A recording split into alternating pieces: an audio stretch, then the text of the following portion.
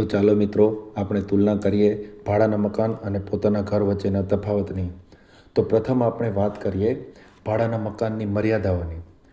ભાડાના મકાનમાં રહેનાર વ્યક્તિએ હંમેશા મકાન માલિકની શરતો અનુસાર રહેવું પડે છે, અને જ્યારે કંઈ પણ તકલીફ થાય તો એની ઈચ્છા હોય કે ના હોય પણ ઘર બદલવું પડી શકે છે. ભાડાના મકાનમાં રહેનાર વ્યક્તિ માટે ભવિષ્ય માટે કોઈ સિક્યુરિટી નથી, કોઈ માલિકીનો અધિકાર નથી કે નથી કોઈ શાંતિની ગેરંટી. અને મિત્રો, હદ તો ત્યારે થાય છે જ્યારે ઘર બદલવું પડે છે. બધું પેકિંગ ફરીથી કરવાનું, બધું જ એડજસ્ટમેન્ટ ફરીથી કરવાનું, અને આ બધું થકાવનારું છે મિત્રો.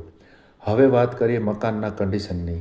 ઘણીવાર એવું હોય છે કે મિત્રો, મકાનની કન્ડિશન આપણી અનુકૂળતા પ્રમાણે ના પણ હોય. ઘણીવાર મકાન રિનોવેશન માંગતું હોય, ઘણીવાર કિચન રિનોવેશન માંગતું હોય, ઘણીવાર રંગરોગાનનું કામ માંગતું હોય. આ બધું મિત્રો ભાડાના મકાનમાં રહેનાર વ્યક્તિના હાથમાં હોતું નથી. ભાડું દેતા પણ આ વસ્તુ મકાન માલિકના હાથમાં હોય છે. આમ ઘણીવાર ભાડુઆતને મને ઘણી બધી વસ્તુ સહન કરવી પડતી હોઈ શકે છે, જે દુઃખની વાત છે. આ વાત એક ભાડુઆત જ સમજી શકે. ભાડાના મકાનમાં રહેનાર વ્યક્તિ મકાન માલિકને પોતાની કમાણીનો મોટો હિસ્સો ભાડા પેટે દર મહિને રેગ્યુલર આપે છે, જે કદી પાછો આવતો નથી. મિત્રો, રોકાણની દ્રષ્ટિએ આના વળતરનું શું? બીજી રીતે વિચારીએ તો ભાડામાં રહેવું સરળ લાગે, પણ શું એ વ્યાજબી છે?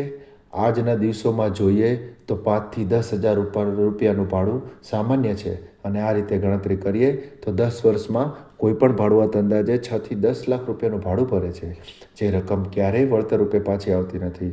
અને જો એ વ્યક્તિ આ રકમથી પોતાનું મકાન લેવાની દિશામાં વિચારે તો એ રકમનું પોતાનું મકાન લેવા માટેનું આ પ્રથમ પગથિયું બની શકે છે.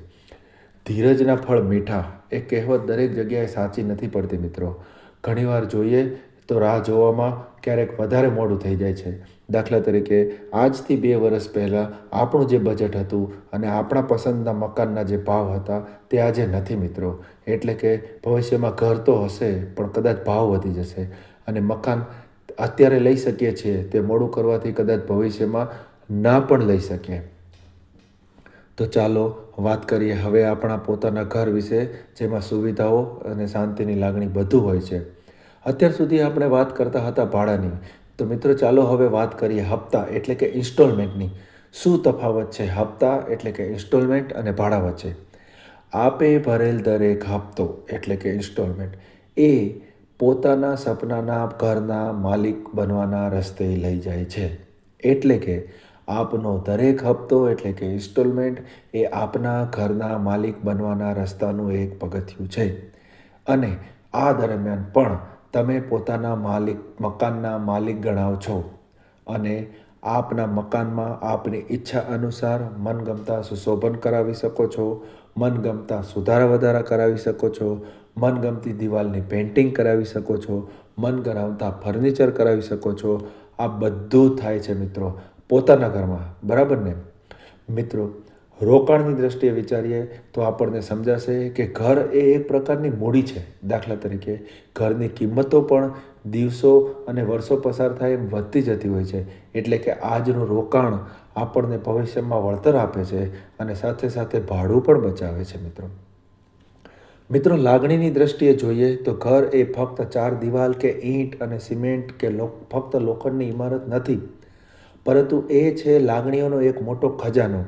જેમ કે પોતાના બાળકના જન્મ વખતે અનુભવેલી લાગણી, નાનપણથી લઈ અને યુવાવસ્થા સુધી પહોંચેલા પોતાના બાળકના ઉછેરના સફરની લાગણી, રાત્રે સૂતા સૂતા જોયેલા પોતાના ભવિષ્યના સપનાઓની લાગણી.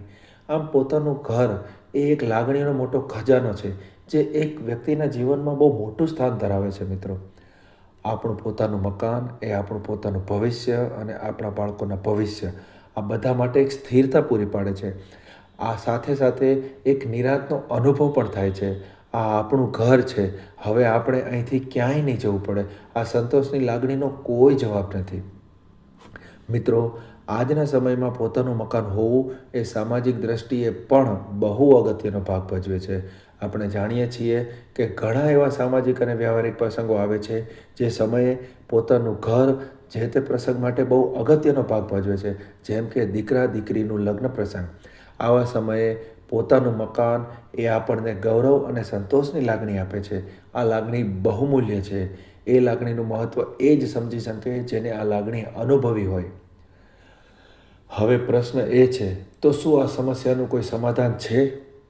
હા છે, અને એ છે વૈભવ બંગલોઝ.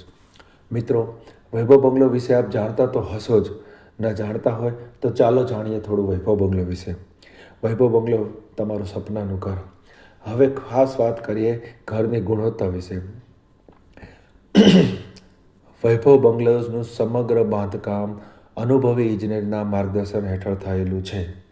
બધા જ મટીરિયલ સ્ટાન્ડર્ડ ક્વોલિટીના વાપરવામાં આવે છે. દરેક બીમ, પિલર, દિવાલ અને છત બધું ટેકનિકલ સ્ટાન્ડર્ડ મુજબ તૈયાર કરાવેલું છે.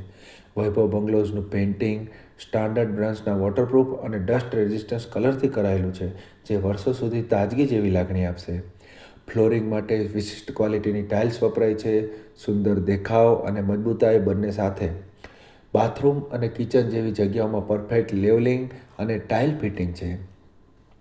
વિન્ડોઝ, ડોર ફ્રેમ્સ માટે મજબૂત એલ્યુમિનિયમ સેક્શન, હવામાનપ્રૂફ અને મેન્ટેનન્સ ફ્રી.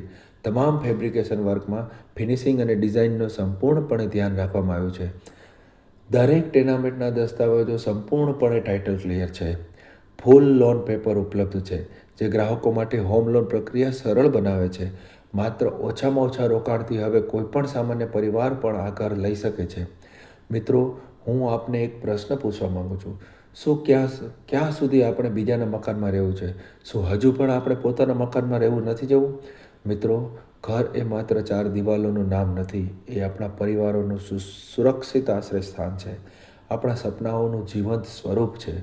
તો મિત્રો, હવે ભાડાનું બંધન તોડો અને નિર્ણય લ્યો એક પોતાનું ઘર લેવાનું, જેને ગૌરવથી કહી શકો, આ છે મારું સપનાનું ઘર, વૈભવ બંગલોઝ. અને એક સ્થિર અને સુરક્ષિત ભવિષ્ય માટેનો પ્રથમ પાયો મૂકો. મિત્રો, આ વિડીયો હજુ સુધી જો આપણને કંઈ નવું જાણવા મળ્યું હોય અને પસંદ આવ્યું હોય તો આપને રિક્વેસ્ટ છે, આ વિડીયોઝને લાઇક કરો, આપણી YouTube channel Vaibhav bungalows at સુરેન્દ્રનગરને સબસ્ક્રાઈબ કરો, નોટિફિકેશન બિલ ક્લિક કરો અને વિડીયોઝને આપણા ફ્રેન્ડ સર્કલમાં શેર કરો. શું ખબર કોને આ વિડીયોની જરૂર હોય. મિત્રો, શું આપ જાણવા માંગો છો કે ઓછામાં ઓછા રોકાણથી પોતાનું ઘર કઈ રીતે લઈ શકાય? તો કોમેન્ટમાં ફક્ત હા લખીને મોકલો. બાકીનું કામ અમે તમારા માટે કરીશું. અને આપને વૈભવ બંગલોઝ યા તો રિયલ એસ્ટેટ વિશે બીજી કોઈ પણ માહિતી જોઈતી હોય તો કોમેન્ટ કરો. ચાલો મિત્રો, ફરીથી મળશું. ત્યાં સુધી હસતા રહો, ખિલખિલાતા રહો. આભાર.